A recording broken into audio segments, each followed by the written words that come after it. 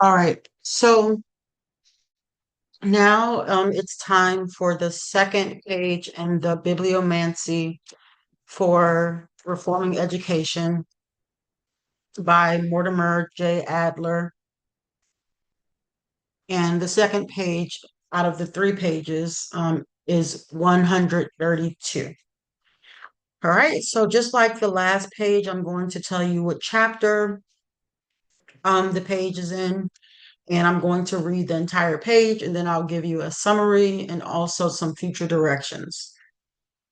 So if you came from the last video, the homework, so to speak, is to research the rankings of disciplines and how different countries rank disciplines in terms of importance. And there are different measures of importance. I challenge you to ask yourself, what is important to you when it comes to your education, whether that be the past, present, or future? If you are an educator, what is important to you as an instructor or teacher or professor? Also, what standards do you use to measure your success or your effectiveness? So this is chapter 9, the schooling of a people. Okay, page 132. Rather, the aim of undifferentiated basic schooling is to make the young competent as leaders and to prepare as well as inspire them to engage in further learning, whether that takes place in higher institutions of learning or in the course of non-institutionalized study through a variety of facilities or means. Exponents of both alternatives subscribe to the proposition that all should be given equal educational opportunity, but they interpret this proposition differently. Exponents of differentiated basic schooling think that such equality of opportunity is provided if all the children attend school for the same period of years, even though during some portion of that time the schooling they receive is different in content and motivated by different aims. Exponents of undifferentiated basic schooling think that equality of educational opportunity is provided only if the quality as well as the quantity of basic schooling is the same for all. And they mean by this that the curriculum and method of basic schooling as a whole should be directed toward the same goal for all, their preparation for a life of learning and for responsible participation in public affairs. And again, let me highlight this sentence right here. It says that the goal of education should be one, preparation for a life of learning, and also two, preparation for responsible participation in public affairs. There is one other fundamental difference in the views of those who defend differentiated basic schooling as it exists today and those who advocate the reform of present institutions and practices to make basic schooling undifferentiated. The former hold to the ideal of the educated man conceived in terms which make it unrealistic for all human beings to aspire to some measure of fulfillment of that ideal. The latter so conceive the ideal that is within the reach of all, with the qualification, of course, that its attainment will vary from person to person in a matter proportionate to their initial differences in endowment and their subsequent use of their abilities. It is this difference which leads the exponents of differentiated basic schooling to reject undifferentiated basic schooling as unrealistic. A realistic appraisal of the human potentiality for education, they maintain, supports the conclusion that one portion of the population, the larger portion perhaps, should be treated differently at the secondary level because they are not truly educable in the same way and toward the same end as the other and smaller portion. If we call them the realists and their opponents the idealists, we must also acknowledge that both are, in their different ways, democratic rather than aristocratic in their views of public education, for both adhere to the tenet of equal educational opportunity and both regard that as an escapable corollary of the truth that all men are by nature equal and endowed with the same inherently human powers and rights. All right. That's page 132. It spills a little bit over into 133. Again, the takeaway here is the goal or are the goals of education to prepare you for a life of learning and also to prepare you for civics or, responsible participation in public affairs. There's also this discussion of, the realists and the idealists in terms of whether or not students should be treated differently based on their skill set. And that's, again, this is the power of divination, because that was one of the things I was speaking about before I got to this page, was that students, I think my idea of reform would include a little bit more differentiation. So I would be more of a realist, acknowledging the fact that individuals learn differently and that there is no one size fits all approach to education. I don't think that you have to have a learning disability in order to be special. And I don't think that you need to be talented in order to be differentiated. And so I think, again, I advocate for um, using metrics, psychometrics, analytical data, surveys, personality tests, any type of data to determine a student's educational trajectory. And that would be another, for future directions, look into all of the different, let's see, career tests, or they have all of these, career tests, like career personality tests. But what about education personality tests? Um, Let me see. Are there tests like career personality tests for choosing college majors? Standardized. Let's see. I'm sure there are plenty of these. There are several highly respected, research-backed assessments specifically designed to help students map their personality traits, interests, and strengths directly to college majors and future career fields. All right, so I want to take it for free. Okay, I'm going to take it and see what my college major should have been. Like I said, I chose sociology for undergrad and criminology and criminal justice for grad school. But let's see what my personality says.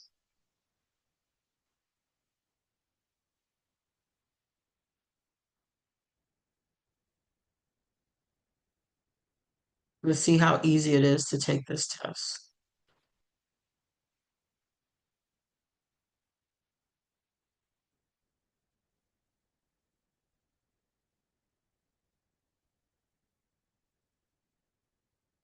Okay.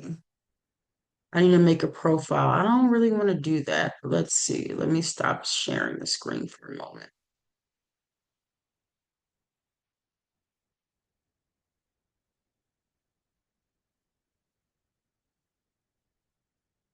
Okay. Let's see.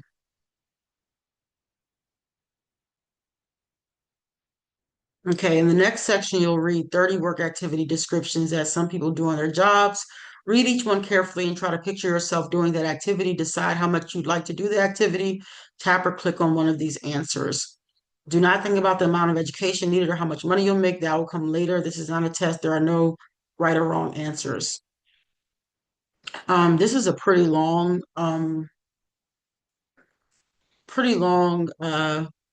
situation. So I will copy and paste the link to this.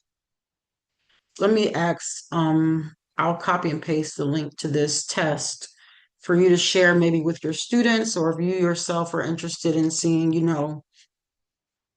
what you would do if you weren't doing what you're currently doing. So let's Google Gemini.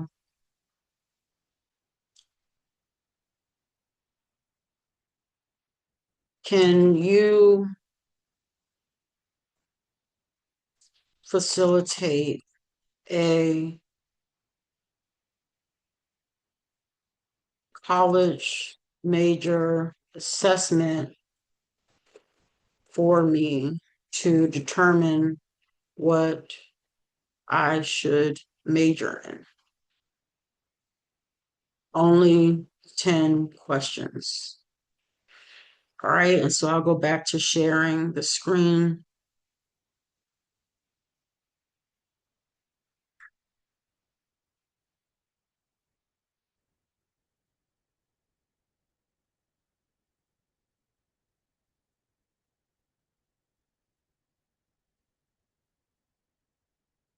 Okay. Number one of 10, when you have a free afternoon to dive into a project, a book, or rabbit hole on the internet, which of these topics are you most likely to naturally drift toward? I like this. But see, the only thing about this is that these tests appeal to your interest, which is only one measure of importance. I'm going to ask them to, can you make the test about importance rather than interest? Okay, let's see.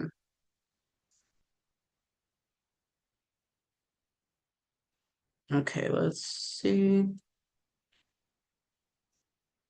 When you look at the problems facing the world today, which area feels the most critical and urgent to address, research, or work towards uh, solving? Reforming the justice system, preserving culture, driving economic growth, advancing public health.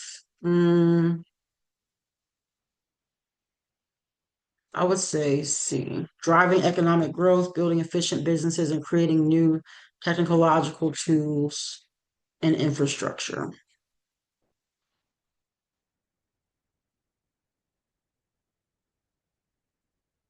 I don't know what this.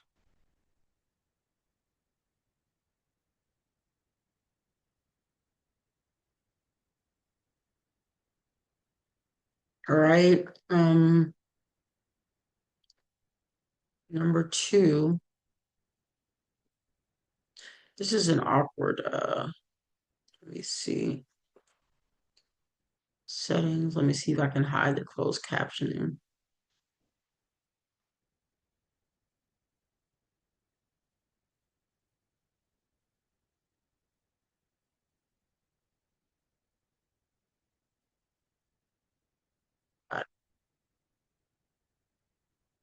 All right, so now number two, when thinking about your future career, which type of achievement feels like it would give you the deepest sense of personal validation and worth?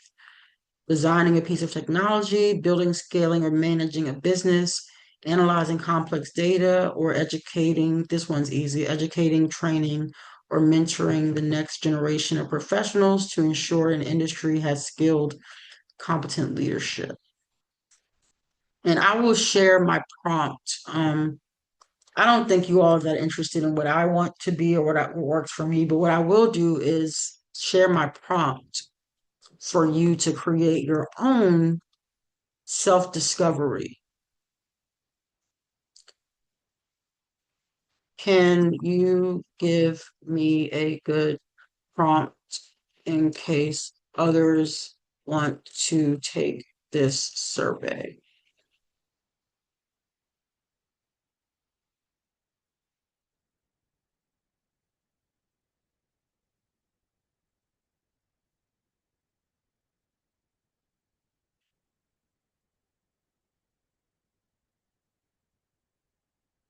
Copy the code, the code. Let's put it in.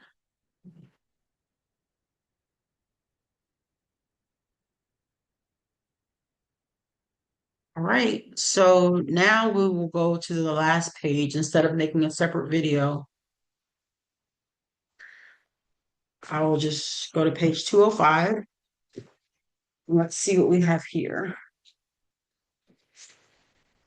All right, 205 is in chapter 14, and this is called Two Essays on Docility. And docility is, I believe, how well individuals learn things.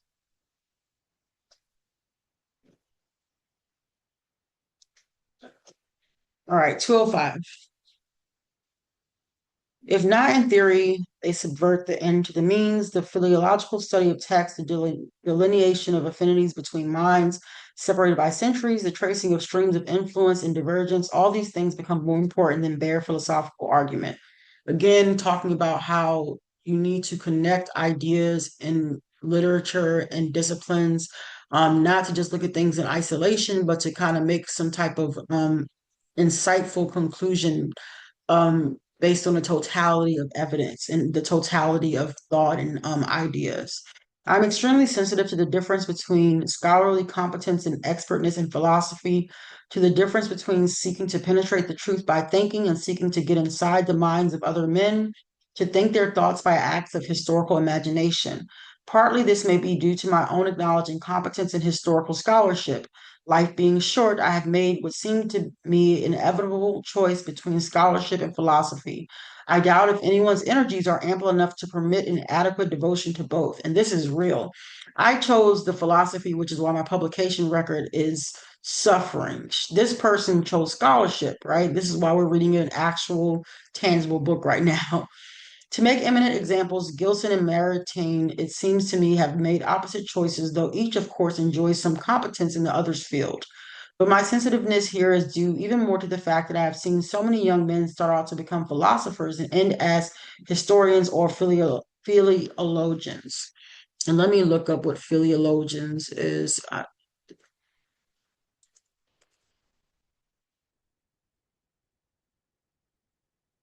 That is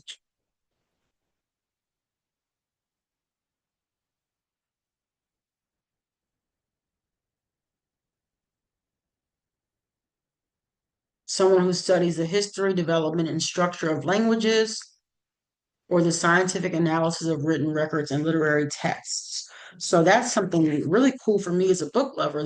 I didn't even know that. I guess bibliophile is someone who loves books. So for the love of logist, so for the love of writing, right? Or writings. All right. So I would say that they gave up the harder task for an easy one. Truly, it is easier to speculate about what Aristotle thought, even if such speculation must be supported by the most careful adduction of evidences, than it is to speculate as Aristotle did about the nature of things. In other words, it's easier to critique and analyze secondary sources than it is to think critically and create your own writings. This is why when I finish this video, I'm going to try some written work, right? I'm going to ask myself, Google search, if you're in the liberal arts or social sciences, 100 questions for whatever profession you are in or looking to join. So for me, it would be 100 questions for sociologists, or 100 questions for philosophers, or 100 questions for criminologists. And that's a great way to write a book, using prompts. But anyways, um, not only is it easier, but one's fundamental intellectual integrity is less affected. To have one's scholarship corrected does not get into one's soul as much as to have one's philosophical judgments refuted. Those who substitute scholarship for philosophy avoid sticking their necks out in a way that invites serious intellectual challenge. The scholar may have his own philosophical opinions, but he usually manages to bury them in his interpretation of other men's thought. He has effaced himself behind what other men stood for and thus avoids standing too openly for anything himself. That's powerful. Basically, this is again saying that it's easier in a sense to be a critic or an analyst than it is to be a philosopher or a theorist. And so I, for my dissertation, came up with an original theory, an original problem solving model. And I don't think that it was, I think it was a little ahead of its time, right? Um, but I challenge you, if you are in graduate school and if you will be working on a dissertation, to try your best to come up with some type of intellectual product that is yours. Mine is transformative framework, you know, uh, the 10 T's. I won't get into it here, but I would say come up with something that is yours, and that's how I will close this video. Thank you for listening.